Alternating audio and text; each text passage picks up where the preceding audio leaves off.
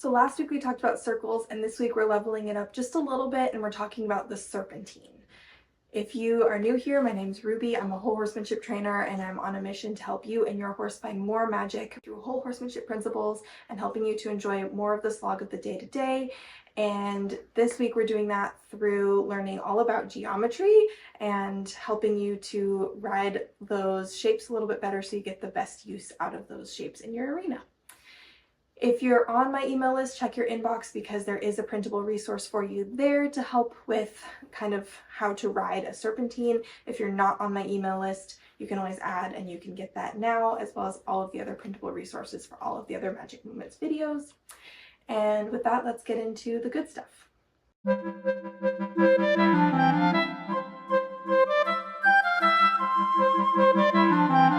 Okay, so raise your hand if someone's ever asked you to ride a serpentine and you were just super duper confused and had no idea what you were doing.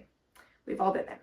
They are very confusing to try to explain, especially in real time in an arena, unless you've seen someone do it.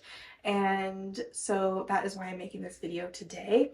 A serpentine, if you watched the video about circles, it's very similar in that they're very suppling. Those nice round arcs can really help to get your horse bent to the inside. They can help get them over their back. They can help to engage the hind end when they're ridden correctly. When they're ridden wrong, you end up just kind of zigzagging your way around the arena and pulling your horse left and right, and you actually end up agitating your horse and making them more stiff. And that is not what we want. So in order to ride a serpentine correctly, you need to think about it as a series of gradual loops and kind of thinking about those rounded edges. And as you ride those rounded edges, thinking about pushing your inside leg into your outside hand to help create a nice kind of banana shape in your horse. So if that feels confusing, take a deep breath. We're going to work through this together. And then your goal is going to be to go ride a whole lot of these this weekend and see if you can make sense of it yourself in your actual space. So the first serpentine we're going to talk about today is the 3-loop serpentine. I know it's kind of counterintuitive because there is a 1-loop serpentine, but I actually think the 3-loop is a little bit easier to learn. So the first thing you need to know in order to ride a 3-loop serpentine is how to ride a 20-meter circle. Once you can ride a 20-meter circle, a 3-loop serpentine is going to feel like cake. If you don't have a dressage arena, no worries. You can still do this in space, and your loops can be any size you want them to be. So you can do teeny tiny loops, and they don't even have to be 3 of them. You could do 1,000,000 of them, or you could do 2 of them. It doesn't really matter.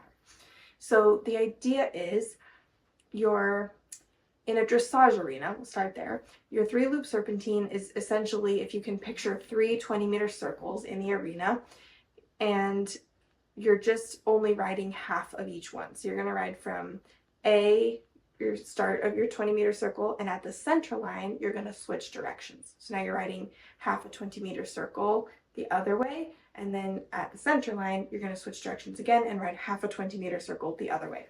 So essentially, it's 3 half circles that take up the whole space of your arena. If you're not in a dressage arena, no worries. You can do this with longer, kind of more smushed loops, and you can add more into a space. You can make shorter, more narrow loops. You can make any size loops you really want, but the idea is that your loops should be symmetrical. So whatever you do to the left, you should try to recreate to the right. You can also do this using cones, can be a really helpful way to practice serpentines. But one of the really important key factors here, and this is the same that I mentioned in my circles video, is when you change directions, there needs to be a moment of straightness. So you're not doing kind of slopey lines like this, but you're actually doing really nice curved arcs with a moment of straightness before you change direction to a nice curved arc the other way.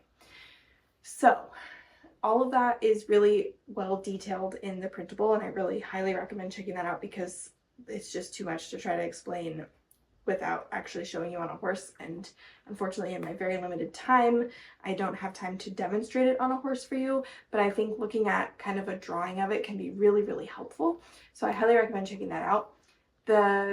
The great thing about a 3-loop serpentine is, again, you can do it anywhere with any amount of space you have, and that moment of change of bend from your right to the left is a really great moment to kind of get your horse over their back and soften and supple and engage the hind end. So the trick to doing that correctly is when you come toward the center line or toward your moment where you're going to change direction, you know it's coming, it's like 5 steps away. You're going to, if let's say we're going to the right first, you're going to add a little extra right leg and push your horse's rib cage to the right.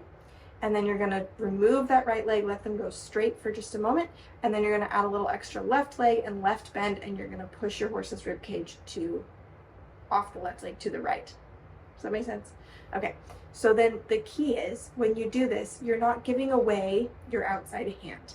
So when you put on your left leg and push your horse just a little bit to the outside, to the right side as you change bend, you're not giving away your right hand, because what that does, if you give your right hand away, is now there's a vacuum here and your horse is going to try to fill that space and they're going to bulge out and fall out on the left side of that circle. So you're going to still hold your right hand right where it was before. It's not going to go anywhere. It's kind of anchored there. You're going to use your new inside leg to push them toward that outside hand, and that's going to help them to make a really nice bend the other way. Now the other trick of this, again, if you haven't watched the circle video, go back and watch that one, is when you change direction, make sure you're not doing this. Because when you fall in like that, what's your horse going to do? Okay, so instead, you're going to keep your eyes level, your shoulders level, your hips level, and you're going to look the direction you want to go, but keeping everything at level. Following? Okay, so then you're going to ride your half circle to the left, and then when you're coming up to your next change of direction, where you're going to switch back to the right, you're just going to ride straight for a moment, and then you're going to switch to right leg, right bend, and anchor your left hand where it is, so that you're pushing your horse into your left hand just slightly, and you're going to open your right shoulder, right hip to switch to the right bend. You're going to ride a full circle this time, and then you're going to find yourself back at the center line, and you're going to open to the left and push your horse off your left leg. And you're just going to ride back and forth, up and down the arena a million times until this feels easy and your horse is nice and supple. The biggest thing with this is even if you find yourself off course, do not jerk or pull your horse back onto the track. Just wait till you find a nice opportunity to seamlessly flow back into the correct place on your serpentine, because the whole point of a serpentine is to relax and supple your horse. And if you're sitting up there jerking their nose around because you're really concerned about where you are in space, you're not going to be doing that to your horse. So we really want to make sure we're being mindful of the overall goal being to soften and supple, and finding really soft, gentle ways to move our horse through the serpentine. I hope that was helpful. I know that there's still probably a lot of questions after that. Please leave them in the comments. I will answer as I can, but definitely go ride a whole lot of serpentines, and we will reconvene in another video another day. Make sure you check out the printout because I really think it's going to be really helpful this week. And until next time, make sure to hug your horse for me.